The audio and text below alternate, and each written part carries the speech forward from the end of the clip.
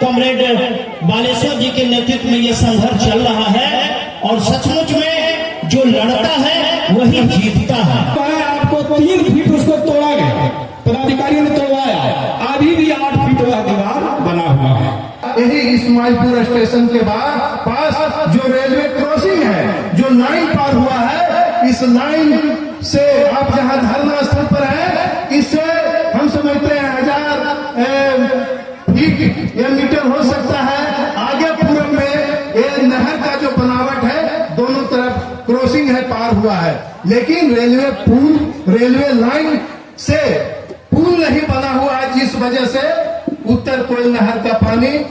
आपका कोच, गोह और टेकारी नहीं जा पाएगा। इसलिए हम लोगों ने इस मुद्दे पर डीआरएम को पत्राचार किया, उत्तर कोयल नहर विभाग में पत्राचार किया, आंदोलन किया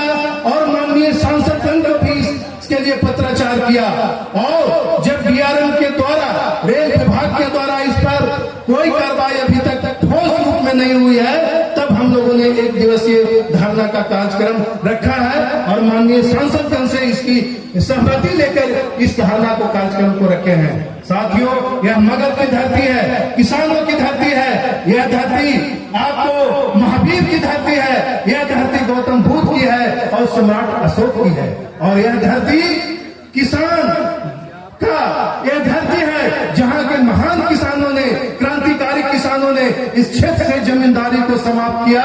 और इस क्षेत्र के जो महान किसान हैं, उन्होंने साम्राज्यवादी और पूंजीपतियों के शोषण और दमन को समाप्त किया है। उसमें बहुत सारे किसानों की शहादत हुई है। मैं वैसे किसानों की शहादत को नमन करता हूं, सलाम करता हूं और निश्चित रूप से उनके शहादत से सीख लेकर जो उत्तर कोयल नहर किसान संघर्ष मोर्चा है, उसने संकल्प लिया है कि मगध क्षेत्र में जो भी किसान ही की सवाल है, चाहे वो सिंचाई का हो, बिजली का हो और सड़क का हो, इन तमाम सवाल पर हम संघर्ष करेंगे और किसानों के हित में अपनी जान को भी कुर्बानी देकर उनकी जो मांग है, उनका जो हिसाब बनता है, जो उनका अधिकार है, उसका पूरा करने के लिए हम लोग संघर्ष करते रहेंगे, अनवरत करते रहेंगे। इसलिए आप सभी इस मगध के महान किसान और मजदूर हैं, आपको ताकत है कि आपकी ताकत के बदौलत, आपके संघर्ष के बदौलत निश्चित रूप से उत्तर कोयल नहर का पानी मगध के हर एक खेत में और खलिहान में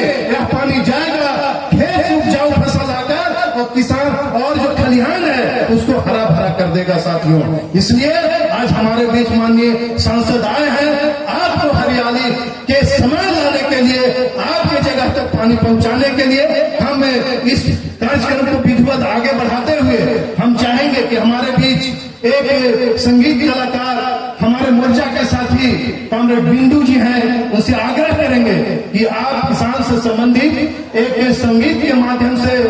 इस कार्यक्रम को और आगे बढ़ाने में आपने पहले भी कार्यक्रम दिया है, लेकिन इस माध्यम से कार्यक्रम को आगे बढ़ाए कॉमरेड बिंदु जी।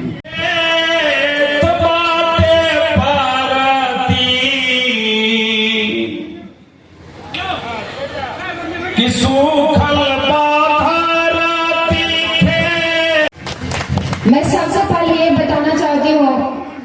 कि आज यहाँ पे जो धरना दिया जा रहा है, उसका ये विषय है कि उत्तर कोयल नहर में जहाँ पे बाधा आ रही है पानी छोड़ने में, उसको यथाशीघ्र पूरा किया जाए और समस्या का हल किया जाए। सोचने वाली विषय है कि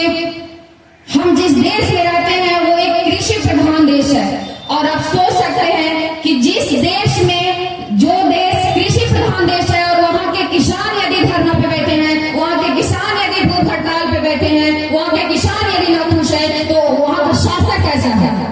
इस बात से आप अंदाजा लगा सकते हैं कि वहाँ का शासक कैसा होगा। केवल यहाँ ही नहीं बल्कि हमारे पूरे देश में युवा अपने रोजगार के लिए, नारी अपने स्वयं सुरक्षा के लिए, किसान अपने सिंचाई कार्य के लिए, तो फिर ये सोचने वाली बात है कि जो हमारे शासक है माननीय प्रधानमंत्री जी, वो किस चीज के लिए वो कहते हैं कि मेरा 56 इंच का सीना है? वो किस बात के लिए कहते हैं कि मैं गरीबों के लिए हूँ, लाचारों के लिए हूँ? साथियों,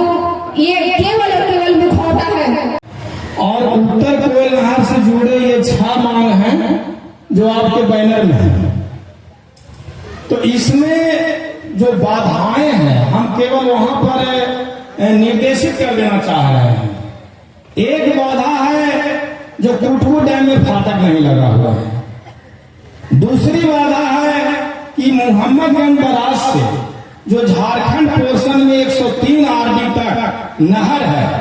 वो आवारा किस्म से उसका संचालन होता है। आवारा किस्म से कहने का मतलब कि जो झारखंड के पदाधिकारी हैं और कर्मचारी हैं वो लोग सोचते हैं कि नहर अगर टूटा हुआ भी है तो पानी तो झारखंड में न रहेगा, तो इस तरह से और संचालन में तनिक सा इंटरेस्ट नहीं लेते हैं। इसी वजह से पानी अधिकांश जो 2000 क्यूसेक अगर चलता है तो 1000 झारखंड में रह जाता है। झारखंड में कई माइनर हैं जिसमें फाटक भी नहीं लगा हुआ है, और फाटक लगाने के लिए वहां जो कार्यपालक अभियंता या और जो नहर विभाग के पदाधिकारी हैं झारखंड के वो जरा सा इंटरेस्ट नहीं लेते हैं। तो दूसरी समस्या ये है कि झारखंड पोर्शन में प्रत्येक जो माइनर है उसे फाटक लगवाया जाए और संचालन और मरम्मती जो है मेंटेनेंस का काम ये झारखंड सरकार करे, इसका जो है ये दबाव होना चाहिए। तीसरी बात है, तीसरी समस्या 211 आरडी पर जो अम्बा प्रखंड और देव प्रखंड का सीमाना है, वहीं पर आदरी नदी है। आदरी नदी पर पुल है और पुल का जहां से शुरू होता है वहीं पे नहर में 11 फीट ऊंचा ये दीवार खड़ा कर दिया गया है। जब हम लोग का आंदोलन चला 2022 से तो वहां जो है आपको 3 फीट उसको तोड़ा गया, पदाधिकारियों ने तोड़वाया। अभी भी 8 फीट वह दीवार बना हुआ है और इसी वजह से वहां जब पानी आता है तो पानी उधर जो है 8 फीट तक तो आगे बढ़ता नहीं है, तो पूरा लोड ले लेता है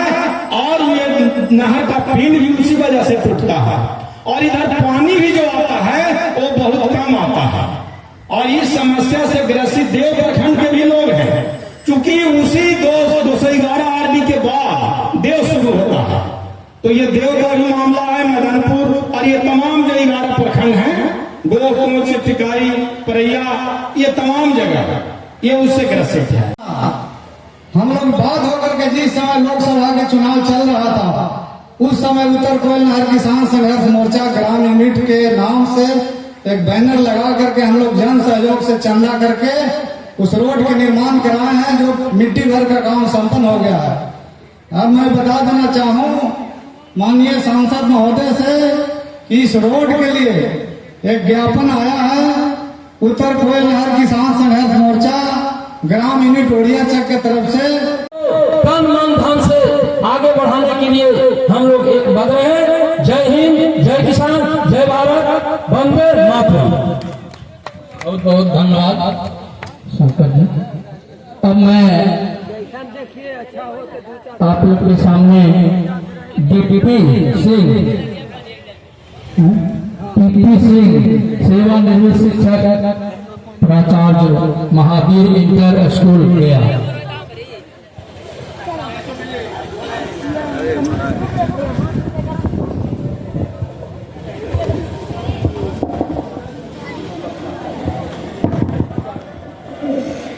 माननीय आज के सभा के अध्यक्ष जी, उपस्थित संघर्ष मोर्चा के सभी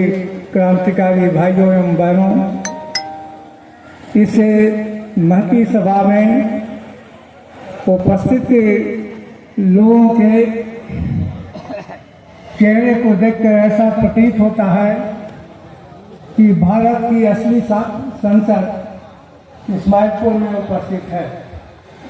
साथियों, भारत किसानों का देश है और किसानों की दयनीय स्थिति यहाँ सब स्थिति बहुत दयनीय है। आपका संघर्ष बहुत दिनों से चल रहा है, सफलता नजदीक पहुंच चुकी है और आपके गया जिला औरंगाबाद जिला के आपके सांसद प्रतिनिधि भी राष्ट्र के राष्ट्रीय राजनीति में दो खंड में चल रही सरकार के दो ध्रुवों के